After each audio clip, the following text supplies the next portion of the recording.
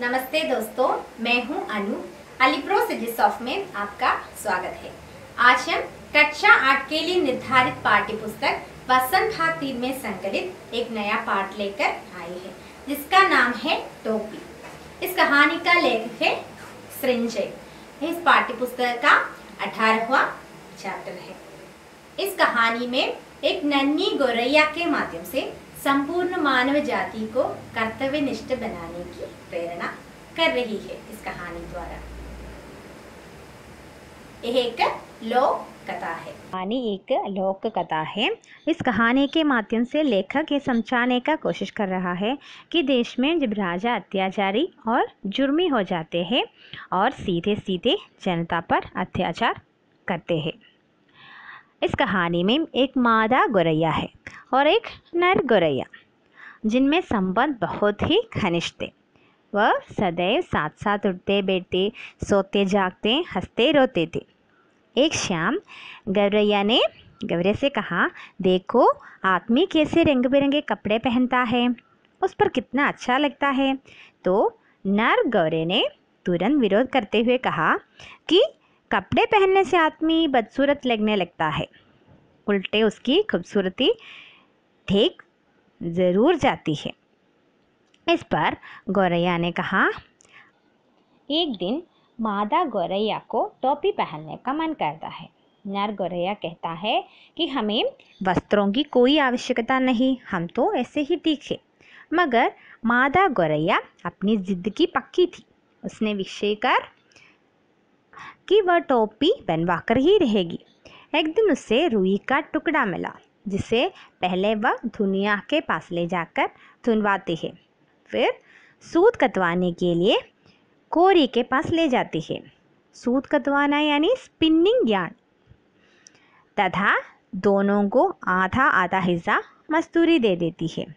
गौरैया धागा बनवाने के बाद बुनकर के पास जाती है और बुनकर को कपड़े का आधा हिस्सा मजदूरी देकर तथा अपना कपड़ा लेकर दर्जी के पास जाती है। यहाँ बुनकर शब्द का अर्थ क्या है? बुनकर यानी कपड़ा बनने वाला कारीगर, उसे बुनकर कहते हैं।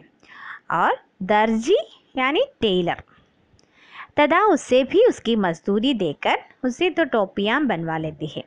दर्जी ने खुश होकर उसकी टोपी में 5 ऊन के फूल भी लगा दिए। चिड़िया की टोपी बहुत सुंदर बनी थी। चिड़िया के मन में राजा से मिलने की इच्छा उत्पन्न हुई, तो वह राजा के महल की ओर उठ चली। चिड़िया राजा के महल पहुंची तो राजा छत पर मालिश करवा रहा था। चिड़िया ने राजा का मजाक उड़ाना शुरू कर दिया।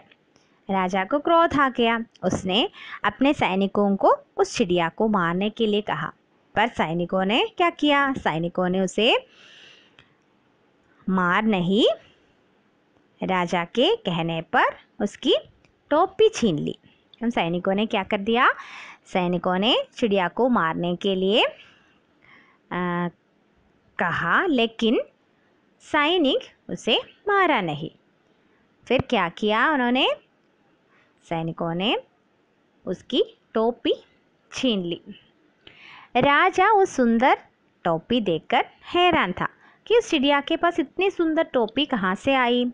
राजा हैरान हो गया कि इतनी सुंदर टोपी किसने बनाई। राजा के मन में ये विचार बार बार आए। उसने अपने सेवकों द्वारा उस दर्जी को बुलवाया। राजा ने क्या किया? राजा ने अपने सेवकों द्वारा उस दर्जी को अपने पास बुलवाया और दर्जी ने टोपी सुंदर बनने का कारण अच्छा कपड़ा बताया। दर्जी ने राजा से कहा, इतने अच्छे कपड़े मुझे मिले, इसलिए मैंने एक सुंदर टोपी बनाई।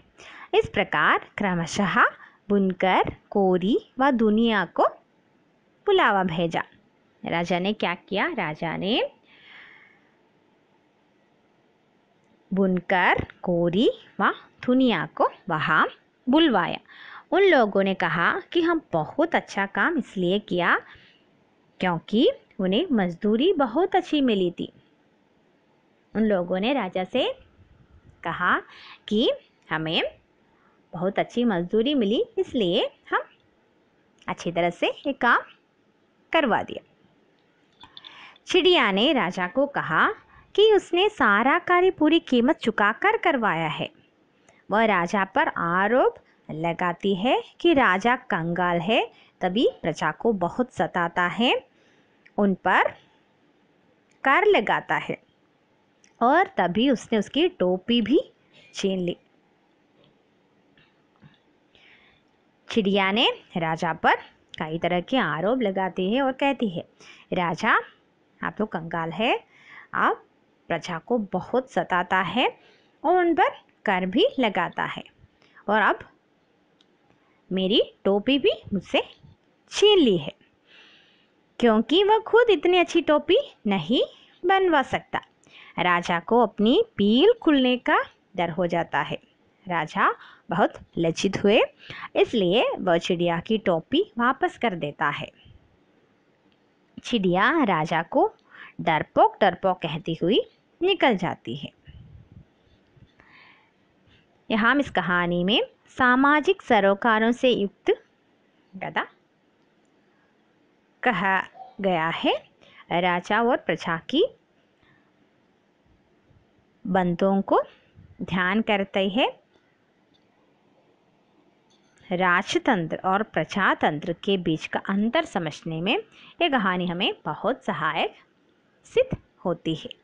दोस्तों, टोपी नामक कहानी यही खत्म हो गई है। अगले क्लास में हम एक नया पार्ट लेकर आएंगे। अगर तुम्हें कोई डाउट है तो नीचे दिए हुए मेल बॉक्स में हमें ज़रूर मैसेज भेज देना।